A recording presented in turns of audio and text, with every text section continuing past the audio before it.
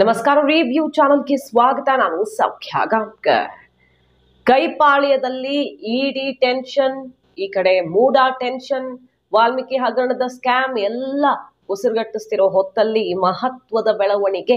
ಇದು ಮುಖ್ಯಮಂತ್ರಿ ಕುರ್ಚಿಗೆ ಸಂಬಂಧಪಟ್ಟಂತ ಅತ್ಯಂತ ಮಹತ್ವದ ವಿಚಾರ. ಕೆಲವರಿಗಿದು ಆಘಾತಕಾರಿಯಾಗಿ ಪರಿಣಮಿಸಿರಬಹುದು. ರಾಹುಲ್ ಗಾಂಧಿಯಿಂದ ಬಿಗ್ ಸ್ಟೆಪ್, ಸೀಕ್ರೆಟ್ ರಿಪೋರ್ಟ್ ಕೈ ಸೇರಿದ ಬೆನ್ನಲ್ಲೇ ಮಹತ್ವದ ಹೆಜ್ಜೆ. ಹೈಕಮಾಂಡ್ ಅಲ್ಲೇ ಒಂದಿಷ್ಟು ವ್ಯತ್ಯಾಸಗಳು ಕೂಡ ಇರೋ ತರ ಕಾಣಿಸ್ತಾ ಇದೆ. ರಾಹುಲ್ ಗಾಂಧಿ ನಡೆಗೆ ಈಗ ಒಳಗೊಳಗೆ ಅಸಮಾಧಾನ, ಕೈ ಹಿಸ್ಕಿಕೊಳ್ಳುವಂತೆ ಮಾಡಿರಬಹುದು. ಮಾಹಿತಿ ಮುಂದೆ ಇಡ್ತಾ ಇದೀವಿ. ಮಿಸ್ ಮಾಡಿದ್ರೆ ನಮ್ಮ ಚಾನಲ್ನ ಸಬ್ಸ್ಕ್ರೈಬ್ ಮಾಡಿ, ನಿಮ್ಮ ಅಭಿಪ್ರಾಯ ಕಮೆಂಟ್ ಮಾಡಿ ತಿಳಿಸಿ. ಎಸ್ ವೀಕ್ಷಕರೇ, ರಾಹುಲ್ ಗಾಂಧಿ ಅವರು ಸಾಧಾರಣವಾಗಿ ನೋಡ್ತೀವಿ ನಾವು ಸಿದ್ದರಾಮಯ್ಯನವರ ಬೆನ್ನಿಗೆ ನಿಲ್ತಾರೆ. ಅದು ಕುರ್ಚಿ ಅಧಿಕಾರ ಹಂಚಿಕೆ ಅಂಥದ್ದೆಲ್ಲ ಬಂದಾಗ್ಲೂ ಸರಿ, ಕ್ಯಾಬಿನೆಟ್ ಮತ್ತೊಂದು ಅಂತ ಬಂದಾಗ, ಸರ್ಕಾರದ ನಿರ್ಧಾರ ಅಂತ ಬಂದಾಗ ಸಿದ್ದರಾಮಯ್ಯ ಬೆನ್ನಿಗೆ ನಿಂತಿರೋದನ್ನ ನೋಡಿದ್ದೀವಿ. ಮತ್ತು ಯಾರನ್ನ ಬೆಂಬಲಿಸಬೇಕು ಅನ್ನೋ ವಿಚಾರದಲ್ಲಿ ಹೈಕಮಾಂಡ್ ಮಟ್ಟದಲ್ಲಿಯೇ ವ್ಯತ್ಯಾಸಗಳನ್ನು ಹಲವು ಬಾರಿ ನೋಡಿದ್ದೀವಿ.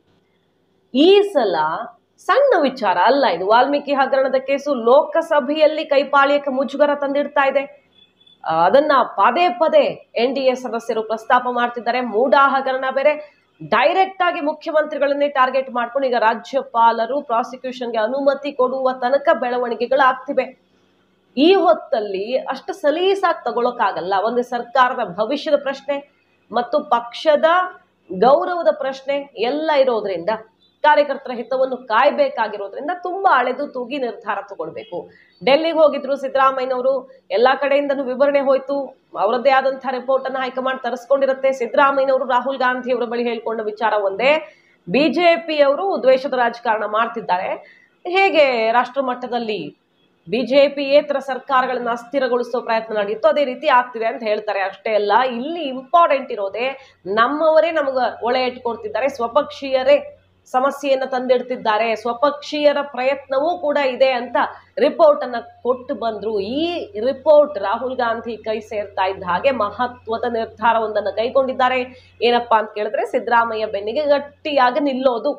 ಮುಖ್ಯಮಂತ್ರಿ ಕುರ್ಚಿ ಶೇಕ್ ಮಾಡೋದಿಕ್ಕೆ ಬಹಳ ದೊಡ್ಡ ಮಟ್ಟದಲ್ಲಿ ಪ್ರಯತ್ನ ಆಗ್ತಾ ಇದೆ ಅನ್ನೋದು ಕ್ಲಿಯರ್ ಆಗಿ ಕಾಣಿಸ್ತಿದೆ. ಬಿಜೆಪಿ ಅಲ್ಲಿ ತನಕ ತಾವು ವಿಶ್ರಮಿಸಲ್ಲ ಅಂತ ಈಗ ಹೋರಾಟ, ಅಲ್ಲಿ ಲೋಕಸಭೆಯಲ್ಲಿ ಇಲ್ಲಿ ನೋಡಿದ್ರೆ ಮೈಸೂರು ಚಲೋ, JDS ಬಿಜೆಪಿ ಸೇರ್ಕೊಂಡು ಮತ್ತೆ ಅಸಮಾಧಾನಗಳನ್ನ ಬದಿಗೊತ್ತಿ ಒಗ್ಗಟ್ಟು ಪ್ರದರ್ಶನಕ್ಕೆ ರೆಡಿ ಆಗಿರೋದು. ಆದ್ರೆ ಈಗ ರಾಹುಲ್ ಗಾಂಧಿ ಅವರು ರಾಷ್ಟ್ರ ಮಟ್ಟದಲ್ಲಿ ಸಿದ್ದರಾಮಯ್ಯ ಬೆನ್ನಿಗೆ ನಿಂತು ಬೃಹತ್ ಹೋರಾಟವನ್ನ ರೂಪಿಸೋದಿಕ್ಕೆ ತಯಾರಿ ಮಾಡ್ಕೊಂಡಿದ್ದಾರೆ. INDA ಕೂಟವನ್ನೆಲ್ಲ ಸೇರಿಸೋದಿಕ್ಕೆ ಪಶ್ಚಿಮ ಬಂಗಾಳ, ಬೇರೆ ಬೇರೆ ರಾಜ್ಯಗಳ ಮುಖ್ಯಮಂತ್ರಿಗಳು, ಪ್ರಮುಖರು ಎಲ್ಲ ಸೇರ್ಕೊಂಡು, ಮುಖ್ಯಮಂತ್ರಿಗಳೇ ಎಲ್ಲರೂ ಬರದೇ ಇದ್ರು ಕೂಡ INDA ಕೂಟದ ಪ್ರಮುಖ ನಾಯಕರೆಲ್ಲ ಸೇರ್ಕೊಂಡು ರಾಷ್ಟ್ರಪತಿ ಭೇಟಿಗೆ ನಿರ್ಧರಿಸಲಾಗಿದೆ.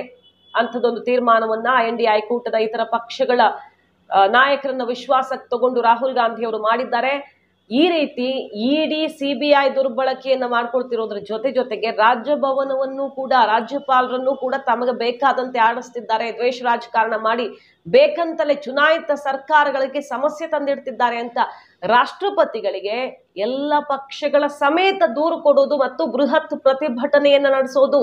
ರಾಷ್ಟ್ರ ಮಟ್ಟದಲ್ಲಿ ಈ ರೀತಿ ಟಾರ್ಗೆಟ್ ಮಾಡಿದ್ದಾರೆ ಮುಖ್ಯಮಂತ್ರಿ ಸಿದ್ದರಾಮಯ್ಯ ಅವರನ್ನ ಅಂತ ಹೋರಾಟ ಮಾಡೋದು. ಯಾವ್ಯಾವ ರಾಜ್ಯಗಳಲ್ಲಿ ಇದು ನಡೆದಿಲ್ಲ, ಬದಲಿ ನಿವೇಶನ ಬೇಕಾದಷ್ಟು ಕಡೆಗಳಲ್ಲಿ ನಡೆದಿರೋದು, ಅದು ಬಿಜೆಪಿ ಸರ್ಕಾರದ ಅವಧಿಯಲ್ಲೇ ಸ್ಯಾಂಕ್ಷನ್ ಆಗಿರೋದು. ಆದ್ರೆ ಈ ರೀತಿಯದ್ದೊಂದು ಸಣ್ಣ ವಿಚಾರವನ್ನ ದೊಡ್ಡದು ಮಾಡಿ ಸರ್ಕಾರಕ್ಕೆ ಸಮಸ್ಯೆ ತಂದಿಡಬೇಕು ಅಂತ ರಾಜಭವನದ ಮೂಲಕ ಸಂಚು ಹೂಡಿದ್ದಾರೆ ಅಂತ ರಾಷ್ಟ್ರ ಮಟ್ಟದಲ್ಲಿ ಹೋರಾಟ ಮಾಡೋದಕ್ಕೆ INDA ಕೂಟವೇ ಈಗ ತಯಾರಾಗಿದೆ. ರಾಹುಲ್ ಗಾಂಧಿ ಅವರು ಸಿದ್ದರಾಮಯ್ಯನವ್ರಿಗೆ ಕೊಡ್ತಿರೋ ಬಿಗ್ ಗಿಫ್ಟ್ ಇದು. ಸಿದ್ದರಾಮಯ್ಯನವ್ರ ಪರ ಶಾಸಕರು, ಮಿನಿಸ್ಟರ್ಗಳೇ ನಿಲ್ತಿಲ್ಲ ಅಂತ ಸಿಟ್ಟು ಮಾಡ್ಕೊಂಡಿದ್ದ ನೋಡಿದ್ದೀವಿ ನಾವು. ಅಂಥದ್ರಲ್ಲಿ ಈಗ ರಾಹುಲ್ ಗಾಂಧಿ ಅವರೇ ಬೆನ್ನಿಗೆ ನಿಂತು ರಾಷ್ಟ್ರ ಮಟ್ಟದಲ್ಲಿ ಹೋರಾಟ ಮಾಡಲಿದ್ದಾರೆ ಅನ್ನೋದು ವೆರಿ ಇಂಟ್ರೆಸ್ಟಿಂಗ್. ಇದು ರಾಜ್ಯ ಕೈ ನಾಯಕರಿಗೆ, ಸಿದ್ದು ವಿರೋಧಿ ಬಣಕ್ಕೆ ಬಹುದೊಡ್ಡ ಆಘಾತವೇ ಸರಿ. ಒಂದ್ ಕಡೆ ರಾಜ್ಯಪಾಲರಿಗೆ ನೆಕ್ಸ್ಟ್ ಆಪ್ಷನ್ ಏನು, 7 ದಿನ ಟೈಮ್ ಕೊಟ್ಟಿದ್ದಾರೆ ಮುಖ್ಯಮಂತ್ರಿಗಳಿಗೆ. ಉತ್ತರ ಕೊಡದೆ ಹೋದ್ರೆ ಇನ್ನೊಂದು ನೋಟಿಸ್ ಅನ್ನ ಸರ್ವ್ ಮಾಡಬಹುದು. ಈಗಾಗಲೇ ವಕೀಲರ ಮೂಲಕ ಇಲ್ಲಿ ಉತ್ತರ ಮತ್ತು ಮುಖ್ಯ ಕಾರ್ಯದರ್ಶಿಗಳಿಂದ ಉತ್ತರ ಎಲ್ಲ ಬಂದಿದೆ. ಅದನ್ನ ಪರಿಶೀಲನೆ ಮಾಡಿ 30 ದಿನಗಳ ಒಳಗಡೆ ಖಾಸಗಿ ದೂರನ್ನ ಇತ್ಯರ್ಥ ಪಡಿಸಬೇಕು ಅಂತ ಇದೆ ರಾಜ್ಯಪಾಲರು. ಹಾಗಾಗಿ ಈ 30 ದಿನಗಳ ಒಳಗಡೆ ಏನ್ ತೀರ್ಮಾನ ಕೈಗೊಳ್ತಾರೆ ಅನ್ನೋದು ಎಲ್ಲರ ಕುತೂಹಲದ ಕೇಂದ್ರ ಬಿಂದುವಾಗಿದೆ. ಈಗ ಡೆಲ್ಲಿಯಲ್ಲೇ ಇದ್ದಾರೆ ರಾಜ್ಯಪಾಲರು. ಸುದೀರ್ಘ ಚರ್ಚೆಗಳನ್ನು ನಡೆಸ್ತಿರೋದು ಈ ಹೊತ್ತಲ್ಲಿ ಡೆಲ್ಲಿಗೆ ಹೋಗಿ ಕಾನೂನು ತಜ್ಞರನ್ನ ಮತ್ತು ಲೋಕಸಭೆ ಸ್ಪೀಕರ್ ಅನ್ನ ಭೇಟಿಯಾಗಿರೋದು ಕುತೂಹಲಕಾರಿಯಾಗಿದೆ. ಭಾನುವಾರ ಬರ್ತಾರೆ, ಮಂಡೇ ಬಹುತೇಕ ತೀರ್ಮಾನ ತಗೊಳ್ಬಹುದು ಅಂತಾನು ಹೇಳಲಾಗ್ತಿದೆ. ಕ್ಯಾಬಿನೆಟ್ ನಿರ್ಧಾರ ತಗೊಂಡು ರಾಜಭವನಕ್ಕೆ ಸೆಡ್ ಹೊಡೆಯೋದಕ್ಕೀಗ ಕೈ ಸರ್ಕಾರ ಮುಂದಾಗಿರೋದ್ರಿಂದ ರಾಜ್ಯಪಾಲರು ಕೇಂದ್ರ ಸರ್ಕಾರದ ಕೈಗೊಂಬೆ ಅಂತ ಮುಗಿಬೀಳ್ತಿರೋದ್ರಿಂದ ಇದು ರಾಜ್ಯಪಾಲರನ್ನ ಕೆರಳಿಸತ್ತ. ರಾಜ್ಯಪಾಲರು ತನಗೆ ಇರುವಂತಹ ಇತಿಮಿತಿಯಲ್ಲಿ ಅದನ್ನು ಮೀರಿ ಯಾರು ಏನು ಮಾಡೋದಿಕ್ಕಾಗಲ್ಲ. ಕ್ಯಾಬಿನೆಟ್ ನಿರ್ಧಾರ ಮಾಡಿದೆ ಅಂದ ಮಾತ್ರಕ್ಕೆ ಅದನ್ನು ರಾಜ್ಯಪಾಲರು ಒಪ್ಪಿಕೊಳ್ಳೇಬೇಕು ಅಂತಿಲ್ಲ, ಅವ್ರಿಗೆ ಅವ್ರದ್ದೇ ಆದ ಆಪ್ಷನ್ಸ್ ಇರುತ್ತೆ. ಹಾಗಾಗಿ ಈಗ ಬಿಜೆಪಿಯ ಕೈಗೊಂಬೆ ಅಂತ ರಾಜ್ಯಪಾಲರ ವಿರುದ್ಧ ಮುಗಿಬಿದ್ದಿದ್ದೇ ಸಿದ್ದರಾಮಯ್ಯಗೆ ಸಂಕಷ್ಟವನ್ನ ತಂದಿಡತ್ತಾ, ಮತ್ತಷ್ಟು ಆಕ್ರೋಶಕ್ಕೆ ಒಳಗಾಗ್ತಾರ ರಾಜ್ಯಪಾಲರು? ಕಾದು ನೋಡ್ಬೇಕು. ಯಾಕಂದ್ರೆ ಪಶ್ಚಿಮ ಬಂಗಾಳ, ಬೇರೆ ಬೇರೆ ರಾಜ್ಯಗಳ ರಾಜ್ಯಪಾಲರ ಹಸ್ತಕ್ಷೇಪ ಅಂತ ಬೇರೆ ಬೇರೆ ರಾಜ್ಯಗಳಿಂದ ಈಗ ರಾಷ್ಟ್ರಪತಿಗಳಿಗೆ ದೂರು ಕೊಡೋಕೆ ಹೋಗ್ತಾ ಇರೋದು. ಇಂತಿಂಥ ರಾಜ್ಯಗಳಲ್ಲಿ ಹಸ್ತಕ್ಷೇಪ ಆಗ್ತಾ ಇದೆ, ಮುಖ್ಯಮಂತ್ರಿಗಳನ್ನ ಕೆಳಗಿಳಿಸೋದಿಕ್ಕೆ, ರಾಜೀನಾಮೆ ಕೊಡಿಸೋದಿಕ್ಕೆ ಪ್ಲಾನ್ ಆಗ್ತಾ ಇದೆ ಅಂತ ರಾಷ್ಟ್ರಪತಿಗಳ ಮೊರೆ ಹೋಗ್ತಾ ಇರೋದು. ಇದು ರಾಜ್ಯಪಾಲರನ್ನ ಕೆರಳಿಸಲಿದೆಯಾ? ಕಾದು ನೋಡ್ಬೇಕು. ಅವ್ರೀಗ ಶೋಕಾಸ್ ನೋಟಿಸ್ಗೆ ಉತ್ತರ ಬರುವ ಮೊದಲೇ ಸ್ಪೀಕರ್ ಭೇಟಿಯಾಗಿ ಎಲ್ಲ ಸಲಹೆ ಪಡ್ಕೊಳ್ತಾ ಇರೋದು ಕುತೂಹಲಕ್ಕೆ ಕಾರಣ ಆಗಿದೆ. ಮತ್ತೊಂದು ಕಡೆಗೆ ಅಭಿಷೇಕ್ ಮನು ಸಿಂಘ್ವಿ ಅವರನ್ನ ಸಿದ್ದರಾಮಯ್ಯನವರು ಒಬ್ಬರೇ ಹೋಗಿ ಮೀಟ್ ಆಗಿದ್ದಾರೆ. ರಾಹುಲ್ ಗಾಂಧಿ ಅವರ ಸಲಹೆ ಮೇರೆಗೆ ನೀವು ಎಲ್ಲದಕ್ಕೂ ತಯಾರಿಯಾಗಿ ಅಂತ. ರಾಜ್ಯಪಾಲರು ಪ್ರಾಸಿಕ್ಯೂಷನ್ಗೆ ಅನುಮತಿ ಕೊಟ್ಟರೆ ತಕ್ಷಣ ಹೈಕೋರ್ಟ್ ಬೇಡ, ಟಾಪ್ ಕೋರ್ಟ್ಗೆ ಹೋಗೋಣ ಅಂತ ಸುಪ್ರೀಂ ಕೋರ್ಟ್ಗೆ ಮೂವ್ ಆಗುವಂತ ಸಾಧ್ಯತೆ ಇದೆ. ಸಿದ್ದರಾಮಯ್ಯನವರು ಕೇಳ್ಕೊಂಡಿದ್ರು, ನಾನು ಎಲ್ಲಾ ತರ ದಾಖಲೆ ಇಟ್ಕೊಂಡು ರೆಡಿ ಇದ್ದೀನಿ, ಹೈಕಮಾಂಡ್ ನನ್ನ ಬೆನ್ನಿಗೆ ನಿಂತ್ರೆ ಕಾನೂನು ಹೋರಾಟ ಮಾಡಿ ಬಿಜೆಪಿಗೆ ದೊಡ್ಡ ಮುಜುಗರವನ್ನು ತರೋಣ ಅನ್ನುವಂತ ವಿಚಾರ ಹೈಕಮಾಂಡ್ ಜೊತೆ ಚರ್ಚೆ ಮಾಡಿದ್ರು. ಅದಕ್ಕೆ ಒಪ್ಪಿರುವ ರಾಹುಲ್ ಗಾಂಧಿ ಅವರೀಗ ಸುಪ್ರೀಂ ಕೋರ್ಟ್ ತನಕ ಹೋಗೋದಿಕ್ಕೂ ಸರ್ವ ಸಿದ್ಧತೆಗಳನ್ನು ಮಾಡ್ಕೊಳ್ಳಿ ಅಂತ ಅಭಿಷೇಕ್ ಮನು ಸಿಂಘ್ವಿ ಅವರ ಹತ್ರ ಕಳಿಸ್ಕೊಟ್ರು ಮೊನ್ನೆ.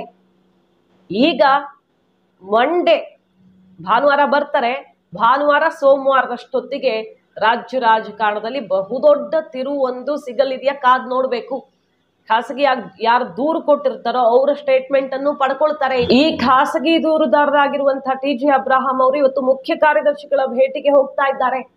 ನಿನ್ನೆ ಕ್ಯಾಬಿನೆಟ್ ತೀರ್ಮಾನ ತಗೊಂಡಿರೋ ಬೆನ್ನಲ್ಲೇ ಮುಖ್ಯ ಕಾರ್ಯದರ್ಶಿಗಳ ಭೇಟಿಗೆ ಹೋಗ್ತಿದ್ದಾರೆ. ಕಾನೂನು ಹೋರಾಟಕ್ಕೆ ಅವರು ತಯಾರಿ ಮಾಡ್ಕೊಂಡು ಬಿಟ್ಟಿದ್ದಾರೆ. ಜನಪ್ರತಿನಿಧಿಗಳ ನ್ಯಾಯಾಲಯದಲ್ಲಿ ಭ್ರಷ್ಟಾಚಾರ ತಡೆ ಕಾಯ್ದೆಯ ಅಡಿಯಲ್ಲಿ ಕಂಪ್ಲೇಂಟ್ ದಾಖಲಿಸೋದಿಕ್ಕೆ ಸರ್ವ ಸಿದ್ಧತೆ ಮಾಡ್ಕೊಂಡು ಕಾಯ್ತಿದ್ದಾರೆ ಪರ್ಮಿಷನ್ಗೆ. ಸೊ ಸಹಿ ಬೀಳತ್ತ ಅತ್ಯಂತ ನಿರ್ಣಾಯಕ ಸಮಯ.